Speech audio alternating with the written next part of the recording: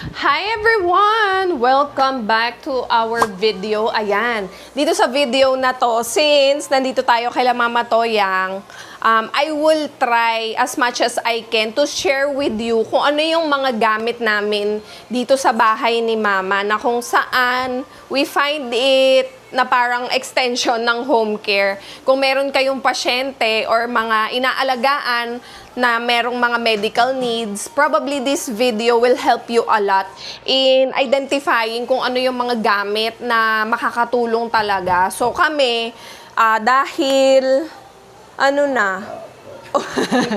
oo, no? Dahil ilang taon na din naman tayo. Ilang taon na tayo, te? 4, magpa-5 na. Magfa 5 years na kaming nag-aalaga kay Mama Toyang na merong Alzheimer's at recently nga naging bedbound na siya because of hip fracture.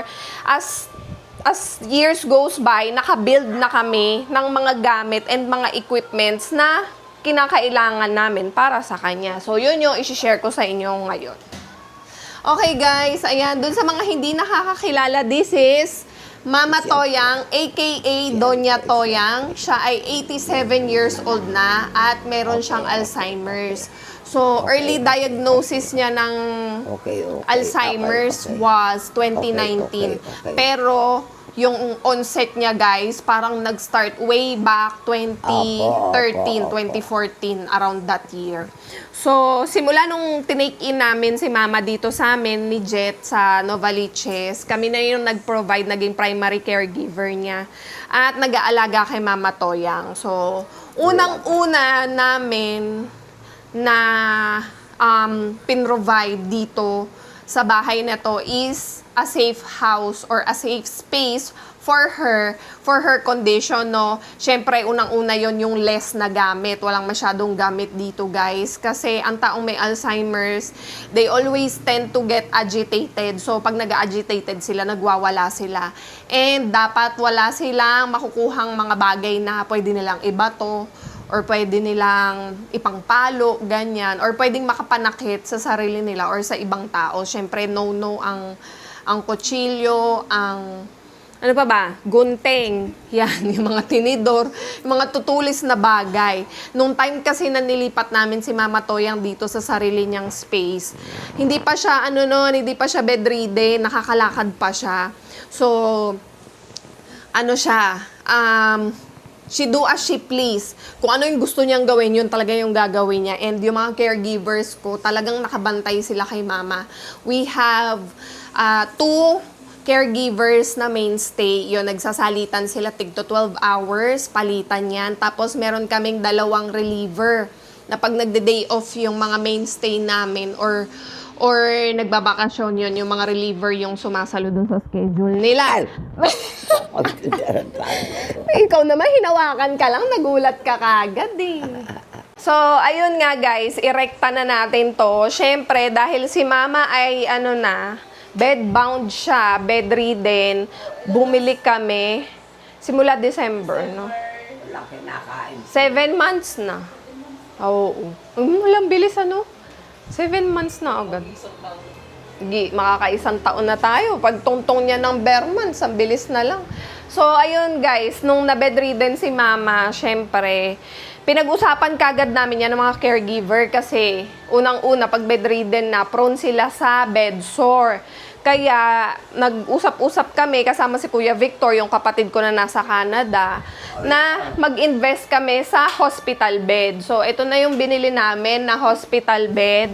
Ito ay manual lang, guys. So, 2 cranks ba? O 3 cranks ang tawag dito. 2 cranks yon. 2 cranks hospital bed ang tawag dito. So, pinakasimpleng hospital bed to, nare-recline siya para makaupo siya and then yung sa paa para medyo ma-bend yung sa may tuhod. Ganun lang siya kasimple, guys. Tapos, din siya, fix lang siya, hindi siya umaangat, hindi siya bumababa. So, ito ay very affordable. This is around 10 to 15,000 lang, depende kung saan kayo order. So, available to sa mga online like Shopee, Lazada. Tapos, syempre, pwede din kayong bumili doon sa mga local medical dealers natin dito sa Pilipinas, especially sa may Bangbang. Ayan, sa Bambang ko yata to binili. And nakuha ko siya for around 12 to 13,000. ABS-CBN. may commercial pa. ABS-CBN lang. So far naman guys, malaki yung naitulong nung hospital bed kay mama kasi unang-una, secured siya dyan. Hindi na siya kailangan buhat-buhatin para iupo kasi ito, inaandar lang siya para may upo siya ng ganyan. Tapos, pag hihiga na siya, ipa-flat na lang ulit siya. Yun lang, meron downside to guys dahil ito, yung pinaka-railings niya, hindi siya sturdy. Hindi siya matibay at all kasi alloy lang. Yan, kung nakikita nyo tong mga, ano na to, mga tubing na to. Alloy lang siya. Kaya si mama, dahil meron siyang Alzheimer's nga, di ba? She do as she please. Inuuga niya yan, guys. Pag mainit ang ulo niya, ginaganon niya. Kaya yun, na ano na siya. Na sira na din siya eventually. So ngayon, nakatali lang siya. Para, ano din, merong, kumbaga, safety barrier. Ito kasi ay protection din para hindi mahulog yung pasyente mo. But since sa kondisyon ni mama, meron naman siyang caregiver na nakabantay 24/7. So, isa yan sa inaano nila. Binabantayan din nila. Pero kasi kung si mama lang, ginaganyan niya yun, guys. Kaya yung isa natanggal na. Pero kung ang pasyente nyo naman ay mabait, di ba, at nakakaintindi, pwedeng-pwede na to, maganda tong bed na to actually. So, ayun, ano pa ang isang meron dito sa hospital bed natin? So, to prevent ang bed sore, malaking tulong ang egg mattress or yung air bed na tinatawag. Okay guys, so ito yung air mattress na sinasabi ko sa inyo. Meron siyang kasamang air pump kasi continuous siyang nagbibigay ng hangin doon sa pinaka airbed natin. And ganito yung itsura niya. So, kung makikita nyo, ayan, usog muna natin to, mother, ha? Saglit lang. Papakita natin. Ayan guys, so kung makikita nyo, ano to, salitan. Ngayon, ang nakalobo is itong mga bilog-bilog na yan. Pag nagpalit yan, ito naman yung lolobo, ito naman yung lulubog. Kaya makikita nyo, impis siya. So, sa paraan na yan, mape-prevent yung bed sore kasi nagsasalitan yung nakadikit sa katawan ni mama. So, napakalaking tulong nito actually. Yan, 24/7 tong nakasaksak guys. And hindi naman siya, ano yun, parang kung mag-aalala kayo, baka sumabog or uminit, gano'n. So far, hindi naman siya umaano. Hindi siya nagkakadeprensya. Tapos, dito siya nakalagay para madali ding namamalayan kung gumagana pa ba siya or hindi na. So, yan. Ito ay around, nakuha ko siya sa Shopee ng, pag may voucher ka guys, or tsempuhan nyo yung mga free shipping, tapos mga vouchers, makukuha nyo siya for 1,000 lang. Less than 1,000 actually. Parang 900 something ko lang to nakuha. Kaya yun. Sobrang ganda nito guys. Sakto siya dun sa ano, sa hospital bed ni mama. Tapos, since ang nanay natin ay bedridden, ito yung tinatawag na draw sheet, tama ba? Sino Ayan. nga? At tumawag So, kayo. etong draw sheet na to ay laging nakaabang dito para ito na yung ginagamit pang move ng pasyente. So, kunyari, masyado napadaos-dos doon si mama. Instead na parang hihigitin yung katawan niya pataas, ito, inaalalayan to para may angat. Pero sa ibabaw nun, na nakatapat doon sa area kung saan pwedeng mabasa si mama is under pads. So, ito yung bed pads na nabibili din to sa mga online or sa Shopee, guys. Available din yan. Ito ay safe, para lang tong safety precaution kung sakali na mag-leak yung wiwi or pupo niya sa diaper or pag naglilinis sila nagpapalit. Yan, minsan kasi merong mga times na nagpapalit daw sila ng diaper. Tumatawa si Ate Elsan. Papalit sila ng diaper. Tapos, nalinisan na siya. Tapos, kung kailan susuotan na siya, bigla siya magwiwiwi. So, protection yan para hindi na mababasa yung bedsheet at saka yung ano natin, yung mattress. Bigyan mo muna ako ng ano. Anong gusto mo? 730. 730? 730. 730. O, sige, O, mamaya. tapos ano. Ilista mo muna, bibigyan kita, okay? Okay guys, ayan, this is Ate Elsan, isa sa mga mainstay caregiver namin para kay Mama Toyang. So, si Ate Elsa naman ang mag-share sa inyo no mga, anong tawag dyan, mga tools and equipment na meron kami dito sa bahay. Especially, si Mama ay minomonitor namin palagi. So, ano mga meron sa baul? Ang baul ng caregiver. Ito yung pang-BP namin. Oximeter. Oximeter yan. Importante Tapos, na meron ito kayo yung niyan. thermometer namin. Maganda to Tapos, thermometer namin, guys, kasi ano siya, hindi na siya battery operated. Di-charge Rechargeable. siya. So, ito, hindi na kayo may stress kung saan kayo kukuha ng battery. Kung hindi, aabangan nyo na lang. Pag malulobat siya, i-charge nyo na kagad. And ano siya, Type-C. So, napaka-convenient niyang gamitin. Ayan, tapos ganun mo lang siya. Tatapat mo lang. Ayan, lalabas na siya agad. 36.7. Accurate to guys and very efficient siyang gamitin. Ang kapartner niyan is yung oximeter. So, yung oximeter din namin is chargeable.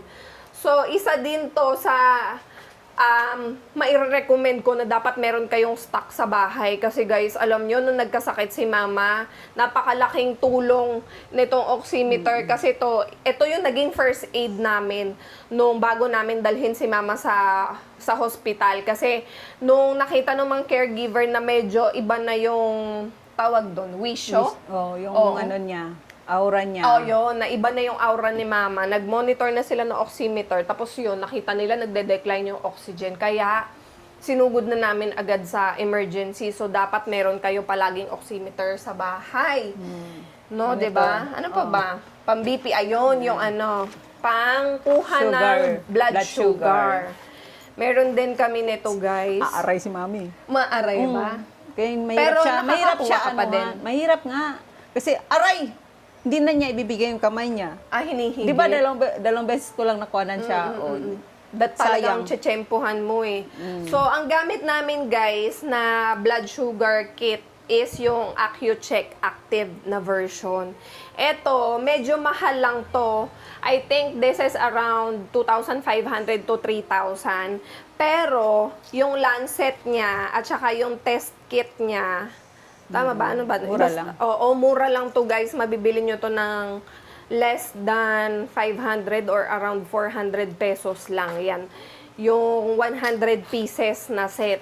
Unlike sa iba, mura mo nga mabibili yung pinakabuong kit. Pero pag magre-refill ka, nung pinaka, film yata yung tawag doon. At saka yung Lancet, mahal, nasa 1,500 guys. So sabi ko, maganda na tong one-time investment na mahal.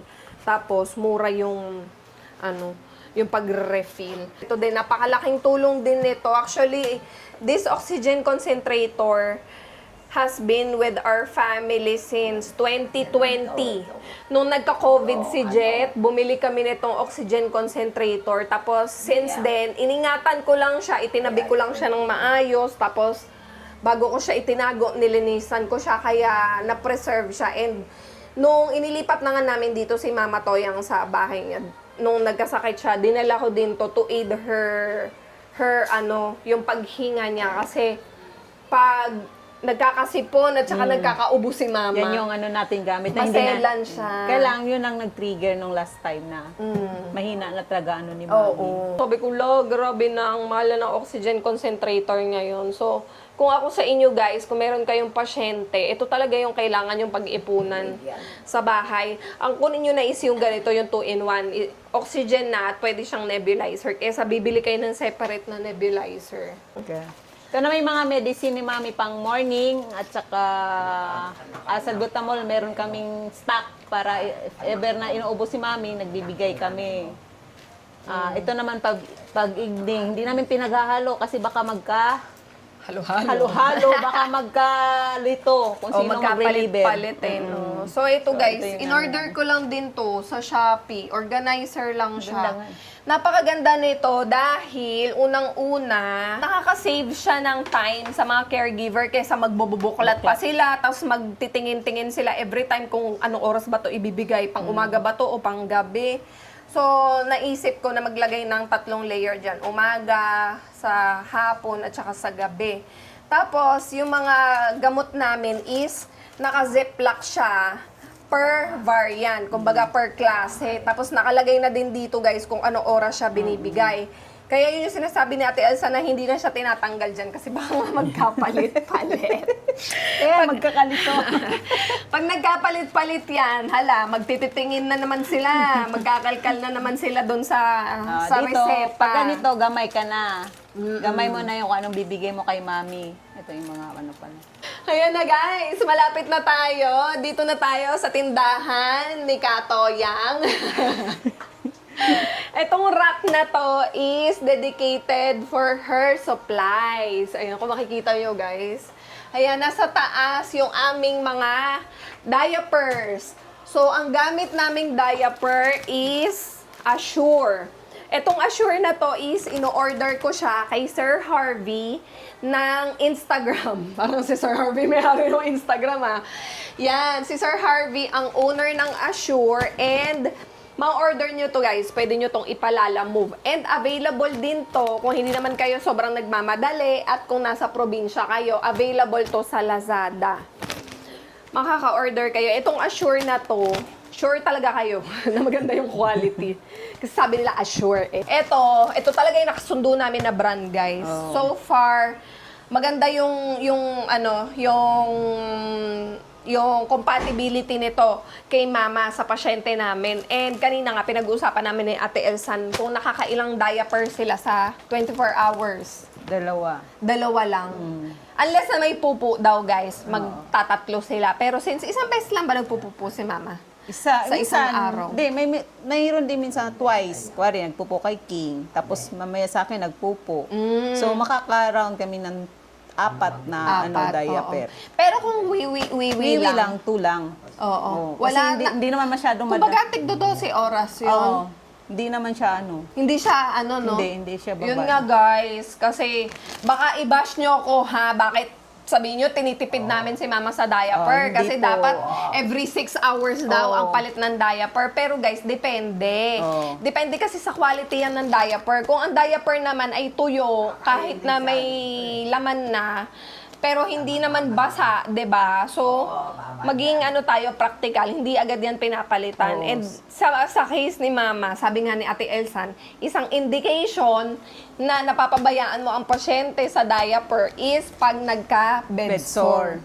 At saka nagka-hadhad. Tapos, dito sa second layer namin is our wet wipes. So, napakadami ko ng stock dito ng wet wipes, guys. Dahil tuwing magkakaroon ng free shipping at saka mga vouchers si Shopee, dinadagdagan ko yung orders ko. Ito ay Indoplus. Yung brand niya is Indoplus and napakaganda ng quality niya. Kung nakikita niyo yung mga wet wipes dati na nabalita, na mura pero kadiri naman. Ayan, order naman. maganda ang niya. Ito, maganda ang quality nito. Pumapatak lang ng nasa 28 pesos ang isang pack na merong 80 wipes. Tapos, ito, yung aming mga gloves. I think, sa Indoplus ko din yata to in order. Yan. Or hindi. Hindi pala. Sa Shopee. Pero yun, maghanap lang kayo guys. Marami doon mga mura. Siyempre, lahat naman ng mga Nagmamahal gamit na is rin. galing sa China. So, hahanap lang talaga kayo ng maganda yung quality. At saka mura. Ayan, madami din kaming stock niyan. Dinagdagan ko na kasi pag paisa-isa yung order, Magkano mahal pa yung yung bili mo niyan, shipping. ma'am?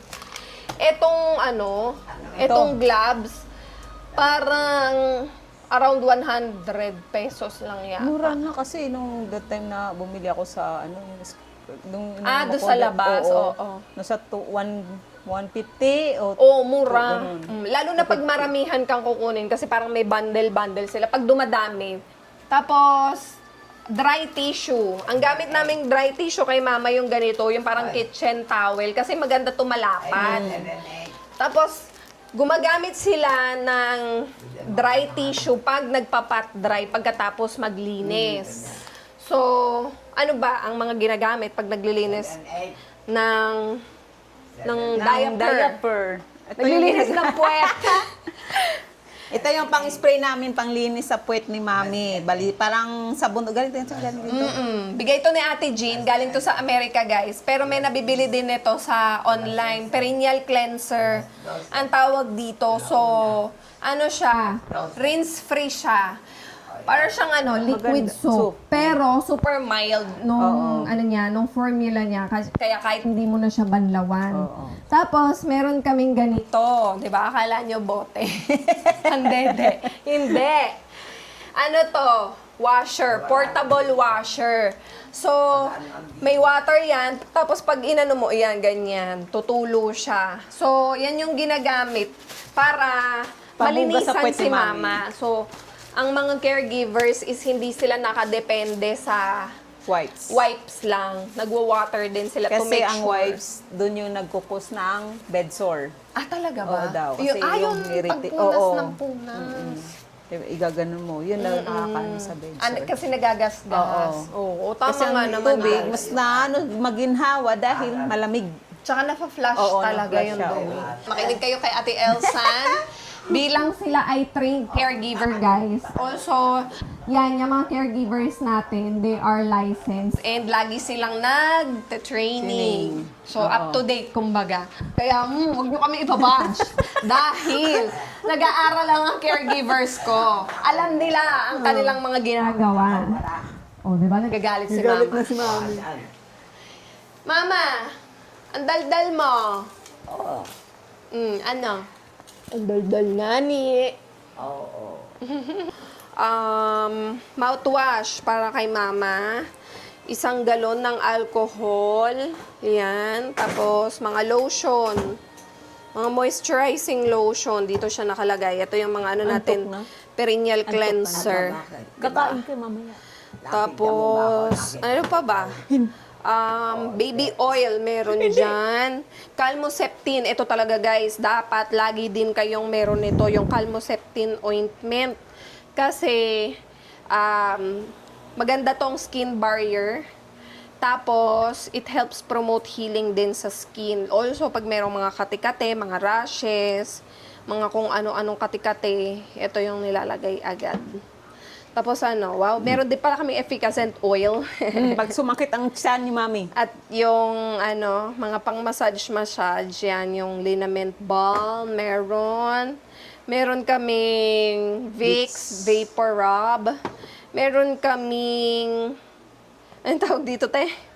Na blanco. Ano Betadine. Betadine. Yun, antiseptic solution. Petroleum jelly. Para sa ante.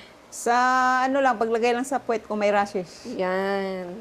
Tapos, ayan, mga lotion. Ano naman yan? Hand sanitizer. Ay, ito pala guys, isa din to sa marerecommend ko na kunin nyo at bilhin nyo. Yung cooling powder, Snake brand, napakaganda nito. Effective talaga siya plus affordable. Available din to sa Shopee. So, nilalagyan nito si Mama sa likod. At saka sa may bandang balakang, sa may puwet. Ganon. Ito guys, isa pa sa napakalaking tulong sa amin is yung aming lifter. So, feeling ko napapansin nyo na to na ginagamit namin ni King, lalo na kasi kami yung madalas umaalis, kami ni Kim yung tandem sa pagbubuhat kay Mama. Itong lifter na to, ano mo nga, te? Laking tulong. Oo, yan, i-spread mo daw. Yan. So, imagine nyo guys, nakahiga dyan yung pasyente nyo. So, pag bubuhatin nyo siya, May dalawang- ita-transfer sa kama or sa wheelchair. Yan yung magiging Hawakan. support nyo kasi meron na siyang mga hawakan. 'Di ba? Tsaka washable siya, maganda Oo. siya. Sa Shopee din to guys, around 400 pesos lang yata yan. Very affordable. Tapos, yung aming wheelchair, portable wheelchair namin, donated yan, guys. Alam nyo, bigay lang yan ng follower. Alam ko, nanonood pa rin kayo hanggang ngayon. Dinonate nila to sa amin. Na hindi pa bedridden si Mama noon, kaya hindi namin masyadong nagagamit. Pero ngayon, yan, gamit na gamit talaga namin. Maganda to, guys, kasi, magaan siya. At saka, kasya sa sasakyan. Tapos, ito, I bought this separately sa Shopee. Kasi si mama is palaging nalalaglag yung paa niya dito. Kaya binilhan ko siya ng ganito.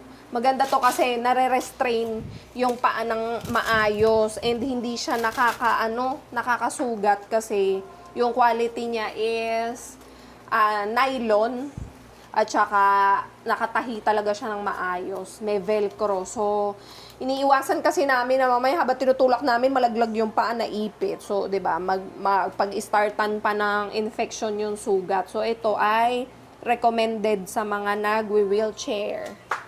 Meron din kami ditong air purifier. Ayan. Pero hindi siya nakasaksak ngayon.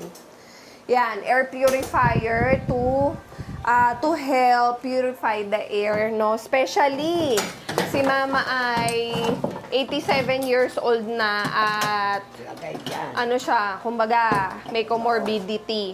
Hindi na ganun kalakas yung lungs niya. Kaya maganda to para, 'di ba, napopurify yung air kahit papaano. Ayan na. So basically guys, ayan yung mga kagamitan namin dito na nakakatulong sa pag-aalaga sa napakakulit at napaka-cute na matandang ito. Bakit ang sexy mo? Bakit ang sexy mo? Hello! At syempre, hindi mawawala ang entertainment. O, diba? Meron kaming dito, maliit na flat screen. Tapos, naka-mount siya doon sa pader. And, nasuswivel siya para nakatapat kay mama. O, diba? Disney princess kasi yan. Ayan guys, tatanungin nyo pala ako. Paano naman naliligo si mama, 'di ba? Ang nagpapaligo kay mama is si King. So si King talagang dumidiskarte, pero meron siyang ginagamit, guys, para na shampoohan niya ng maayos si mama. So sa katawan, of course, parang baby, syempre, 'di ba, nagsa-sponge bath sila. Pero sa ulo, sinashampoohan talaga yan ng maayos. And meron silang gamit na ganito. O, di ba? Dito ilalagay yung ulo, guys, sa butas na yan. Tapos yung water, magsa-slide yan dito, pababa doon sa timba. Galing, no? Di ba? Nabili ko lang din yan sa shop. I think, guys, what I shared to you is enough to somehow give you an idea how to, make your life easier pag nag-aalaga kayo ng taong merong medical condition, no? Lalo na yung mga bedridden na pasyente. So, ayun guys, ang aking mga ideas and kagamitan na mai-share sa inyo. So, feel free to comment ng inyong mga questions. Also, guys, I would love to know more. Baka meron pang mga iba pang gamit na dapat meron kami dito sa bahay. At mga gamit na mas makakatulong sa amin. Kasi yun lagi ko sinasabi sa mga caregiver, kung saan mas gagaan yung buhay nyo, yun yung gawin nyo. To save more time, to save more energy. 'Di ba? Para mas maging efficient sila. Tsaka para hindi rin sila pagod kasi unang-una guys, bukod sa welfare ng pasyente, importante din sa akin yung welfare ng mga caregivers ko kasi sila yung sumasalo sa akin sa pag-aalaga kay mama. So, dapat sila ay mentally and emotionally conditioned din. Ayan, may pahinga din sila. Tsaka, komportable sila. Kumbaga, nakakakilo sila nang hindi sila nai-stress dito sa bahay. Yon, basta mag-comment na lang kayo kung ano yung mga gusto nyo pang i-share at makakatulong sa amin. So, for now, guys, thank you so much for watching. I hope nakatulong kami through this video. And may God bless us all. And may God give us more strength and perseverance and knowledge and the understanding we need on taking care of elderly patients with special needs. Bye!